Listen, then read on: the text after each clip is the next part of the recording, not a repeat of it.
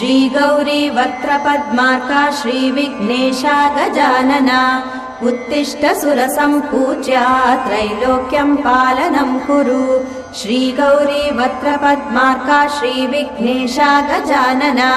उत्तिष्ठ सुरसम्पूज्या त्रैलोक्यं पालनं कुरु उत्तिष्ठोत्तिष्ठ हेरम्बा उत्तिष्ठ गणनायका उत्तिष्ठ करुणापूर्णा भक्तानां भाग्यदायका उत्तिष्ठोत्तिष्ठ हेरम्बा उत्तिष्ठ गणनायका उत्तिष्ठ करुणापूर्णा भक्तानां भाग्यदायका श्रीयाकुवाहन शिवात्मज दिव्यगात्रा श्रीभिन्नदन्तधनुजान्तक सूक्ष्मनेत्रा सर्वार्ति दुःखशमना फणिराजसूत्रा देवा गणेश्वर विभो तव सुप्रभातम्।